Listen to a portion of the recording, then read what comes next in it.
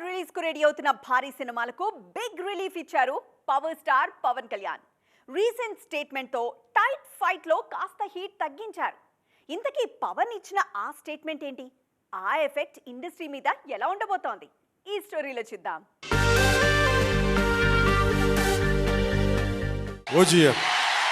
సినిమాలు చేసే టైం ఉందంటారా?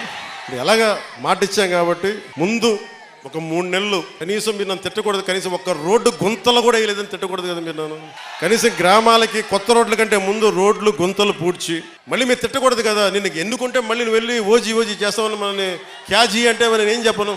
మా నిర్మాతలు కూడా చెప్పాను, కొంచెం క్షమించాలి, ఆంధ్ర రాజ్య ప్రజలకి మేము కొంత కనీసం సేవ చేసుకొని కుదిరినప్పుడల్లా ఒక 2 రోజులు 3 రోజులు మీకు షూటింగ్ చేస్తాను, ఎక్కడ పనికి అంతరాయం రాకుండా. ఓజీ చూద్దరుగాను బాగుంటుంది. పవన్ ఇచ్చిన ఈ స్టేట్మెంటే ఇప్పుడు టాలీవుడ్ లో హాట్ టాపిక్ అవుతుంది. నిన్న మొన్నటి వరకు డిసెంబర్ బరిలో పవర్ స్టార్ కూడా ఉంటారన్న ప్రచారం జరిగింది. ఓజీ సినిమాను సెప్టెంబర్ 27న రిలీజ్ చేస్తామని ఎప్పుడో చెప్పారు మేకర్స్. కానీ పవన్ లేటెస్ట్ అనౌన్స్మెంట్ తో ఆ సినిమా రిలీజ్ విషయంలో క్లారిటీ వచ్చేసింది. అసలు సెప్టెంబర్ లోపు పవన్ సెట్ కి రానని చెప్పడంతో ఓజీ ఇప్పట్లో లేనట్టే అని డిసైడ్ అయ్యారు ఫ్యాన్స్. తాజా కామెంట్ తో హరిహర వీరమల్లు రిలీజ్ విషయంలోనూ క్లారిటీ వచ్చినట్టే అంటున్నారు ఇండస్ట్రీ జనాలు. ఆ సినిమాకు సంబంధించి ఇంకా షూటింగ్ పార్ట్ కూడా కొంత మిగిలేది ఉంది. అది పూర్తి చేసి పోస్ట్ ప్రొడక్షన్ కూడా కంప్లీట్ చేస్తే గానీ రిలీజ్ విషయంలో క్లారిటీ రాదు.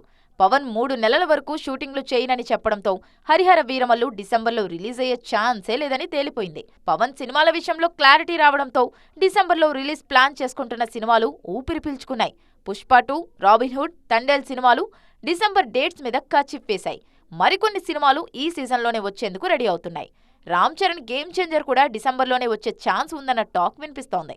ఇంత హెక్టిక్గా ఉన్న క్యాలెండర్ నుంచి పవన్ మూవీస్ సైడ్ అవ్వడం మిగతా సినిమాలకు బిగ్ రిలీఫ్ అంటున్నారు క్రిటిక్స్.